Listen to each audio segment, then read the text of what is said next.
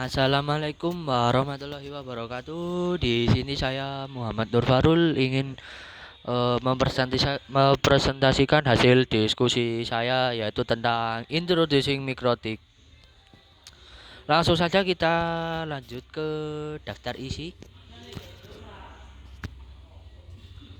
Yang pertama di sini ada penjelasan tentang apa itu mikrotik ya.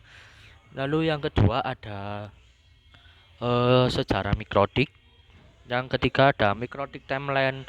Yang keempat ada router. Yang kelima ada oscillator. Yang keenam ada subnetting. Yang ketujuh ada IP address. Yang kedelapan ada MAC address. Yang kesembilan ada menghitung jumlah IP dalam subnet mask. Langsung saja kita ke penjelasannya,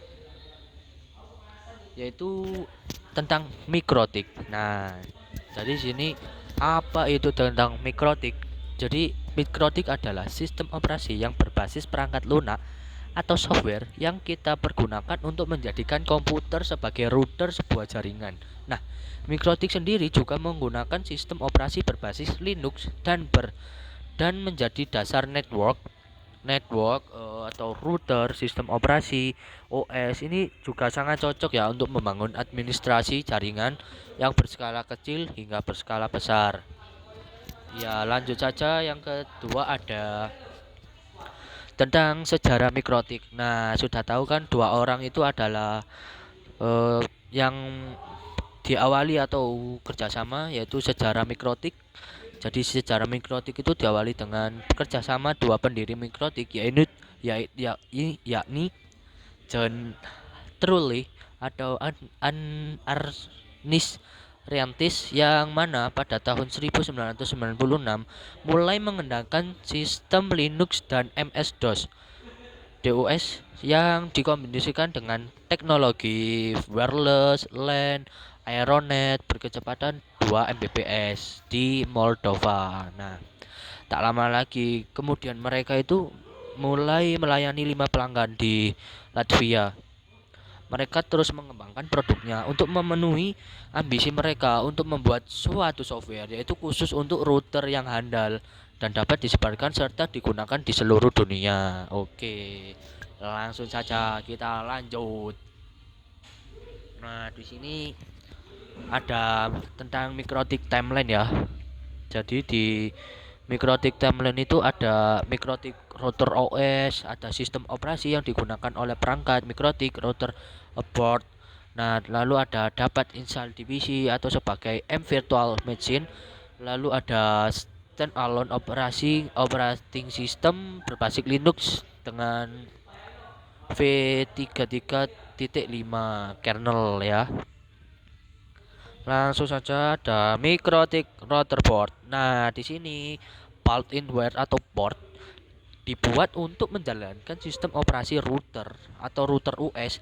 Nah, tersedia juga mulai dari low end atau sampai dengan high end atau router. Oke, langsung saja kita lanjut dengan router. Nah, di sini siapa yang nggak tahu router?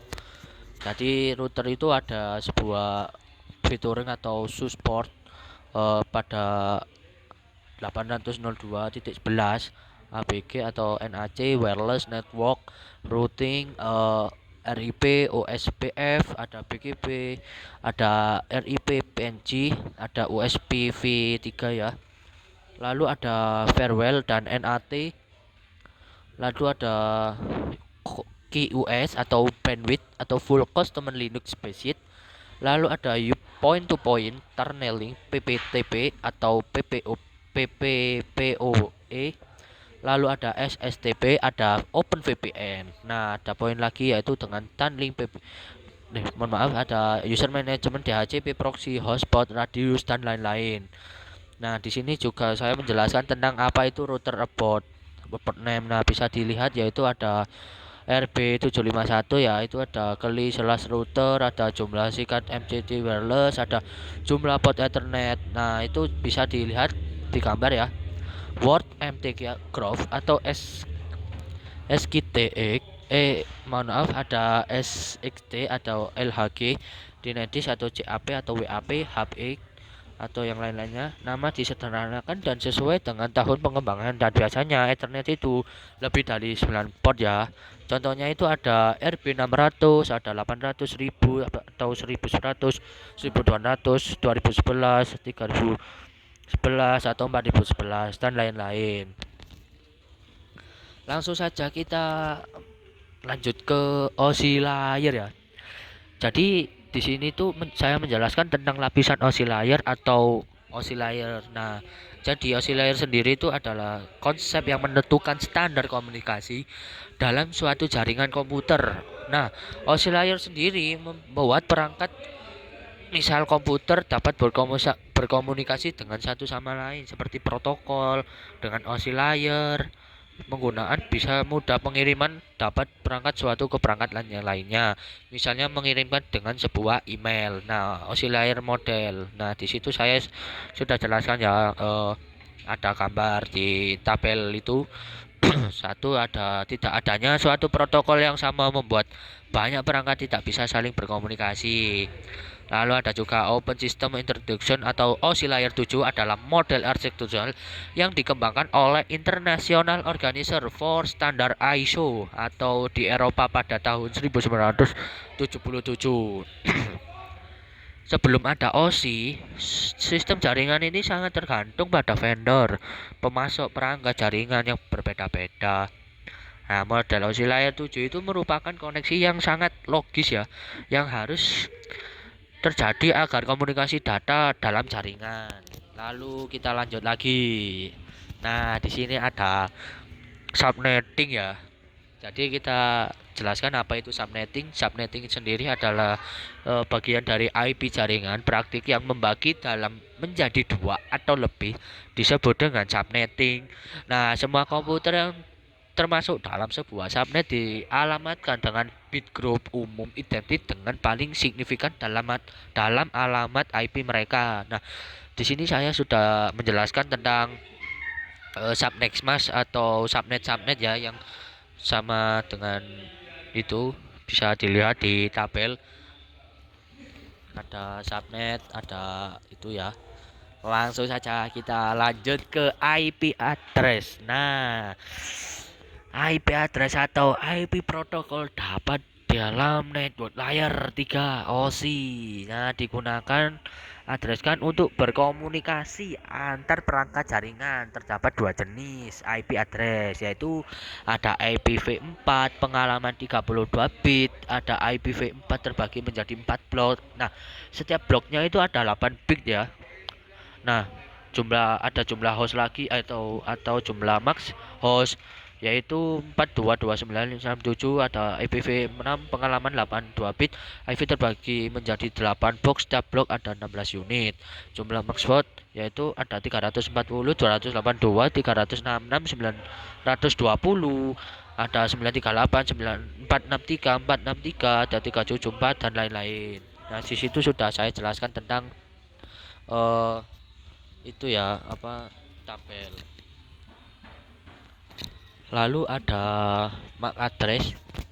Jadi di sini MAC address media atau media control address, alamat yang membuat jaringan pada lapisan data link layer 2 dalam oscillator 7 model. Dalam sebuah komputer, MAC address ditetapkan dalam sebuah kartu jaringan network atau interface card atau NIC. Nah, MAC address merupakan alamat yang digunakan memiliki panjang 48 bit. MAC terdiri atas 16 digit bilangan heksadesimal 0 sampai dengan F. 6 digit pertama merepresentasikan vendor membuat kartu jaringan. Contoh MAC address 02004C4F05. Langsung saja kita lanjut ya. Kita lanjut dengan menghitung IP dalam subnet mas. Contoh IP kelas. Nah, di sini ada IP kelas 192.168.255.123 atau garis miring 30. Nah, ini contoh ya, misal contoh ya. Tentukan jumlah IP-nya yaitu 232, 32 dikurangi 30 sama dengan 2 dalam kurung 2 sama dengan 4. Jadi jumlah IP terdiri dari 30 adalah 4. Perhitungan subnet IP network itu untuk mencari IP bisa menggunakan rumus sebagai berikut. ada host ID atau jumlah IP A atau jumlah A atau B. B adalah IP hotspot network. Nah, contoh IP kelas C 192.168.25.121.30 garis miring 4 30 3025. Bila hasilnya koma, ambil angka sebelum koma, maka IP networknya akan jadi sebagai berikut: 192.168.255.120. Itu perhitungan subnet sama dengan IP broadcast. Untuk mencari IP broadcast sendiri bisa menggunakan rumus sebagai berikut: B sama dengan IP host network sebelumnya, atau B tambah jumlah IP min 1.